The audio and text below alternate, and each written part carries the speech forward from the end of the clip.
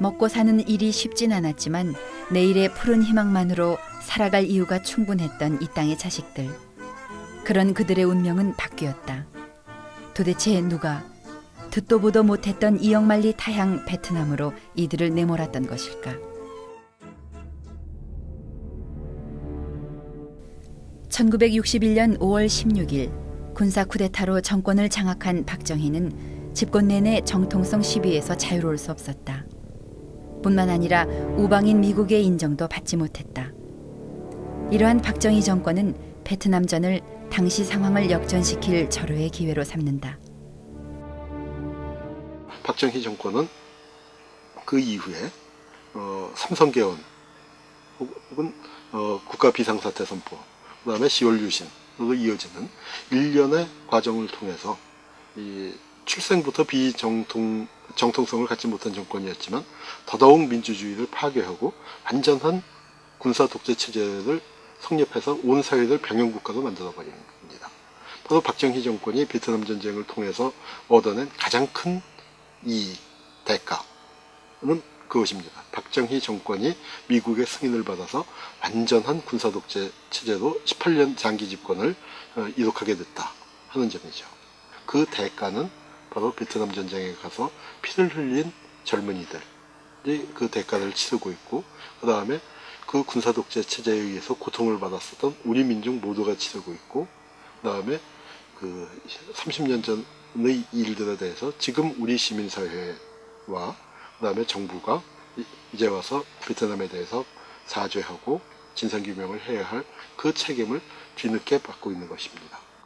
1960, 70년대 한국은 고속도로로 대표되는 경제성장을 이룬다. 베트남 특수, 베트남 파병으로 우리나라에 들어온 경제적 이익은 엄청난 것이었다. 10억 달러의 외환 수입. 이것은 당시 추진해온 경제개발 5개년 계획에 큰 도움이 되었다. 하지만 그 속에는 이유도 모른 채 전장으로 보내어진 이 땅의 젊은이들이 있었다. 30만 대군을 보내서 5천 명의 희생자를 내고 10,000명의 부상자를 내고 그 고엽제 피해자가 6만 7만이 넘게 나오고 있고, 여러 가지 전쟁에 찢겨진 상처를 안고 살아가야 하고, 거기에다가 그 부도덕한 전쟁에 부도덕한 방식으로 개입했다는 그런 그 비난까지 받는 마당에 거기서 얻은 경제적인 특수한 것이 과연 합당한 것이었는가? 정말 무슨 짓을 하더라도 돈만 번다라고 하면은 그건 무슨 짓을 해서 얻어낸 돈이 피 한 방울 흘리지 않고 얻어낸 일본하고 비교해 볼 때 과연 그 성과를 자랑할 만한 것인가? 지금 와서 이젠 반공성전이라는 명분을 사용할 수가 없게 됐기 때문에 베트남전 특수를 많이 얘기를 합니다만, 저는 이 특수라는 것 자체도 굉장히 부족한 것이었다. 도덕적인 판단을 떠나서 순수하게 경제적인 기회비용의 면에서 볼 때 우리가 흘린 피해 대가를 박정희 정권이 제대로 챙기지 못한 것이 아닌가. 그렇다면 너무나 많은 생명이 덧없이 사라졌던 것이다. 1973년 한국군은 철수했다. 처음부터 이길 수 없었던 전쟁. 그 전쟁에서는 살아온 것만도 고마운 일이었다.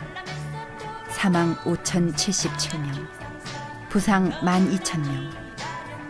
그러나 베트남에서 정작 어떤 일이 있었는지는 묻는 사람도 말해주는 사람도 없었다. 게다가 밀림 속에서 비처럼 쏟아지던 노란 가루가 느린 탄환이라 불리는 치명적인 고엽제란 사실을 알지 못했다. 그들은 아직도 베트남 전장에 남아있는 병상의 한국군인 것이다. 아플 때 독점 먹어도 안 들어요. 이거 소리 쏘는 건 아무것도 아니고 지금 그 정도로 고통을 받고 있습니다. 자식들이야 자식들 다 합니다 지금. 1975년 4월 30일 사이공 함락으로 남베트남 정권은 항복했고 각국은 참전 병력을 철수하게 이른다. 베트남 독립전쟁이 끝난 것이다. 그 이후 통일된 베트남은 전쟁의 상흔을 아는 채 지금에 이른다. 한국에선 박정희가 18년간 정권을 이어나갔고 뒤이어 베트남전에 참전했던 정치군인 전두환, 노태우가 광주 학살을 거쳐 정권을 잡았다. 한국군의 뿌리가 일본 제국주의 군대이기 때문에 그렇습니다. 일본 군대는 세계적으로 가장 잔인한 것으로 알려졌고 또 난징에 30만 민간인을 학살하듯이 수백만 아마 1000만 이상의 민간인을 학살한 전력이 있습니다.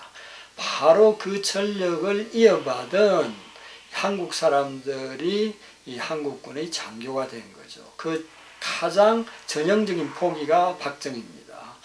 그 베트남 전쟁에서 실제 민간인 학살을 자행한 사람들은 장교가 아니고 주로 병사들이죠. 그때 병사들은 이런 의미에서는 피해자입니다. 장교들이 시킨 대로 해야 되고 이 장교들은 일본군의 그런 어떤 전통을 이어받은 군대죠. 그래서 사실 그 학살을 자행한 이 파월 이 장병들은 이런 국가폭력, 한국 군대 조직의 그런 어떤 특성 때문에 오히려 피해를 입은 사람이다. 이렇게 볼 수가 있죠.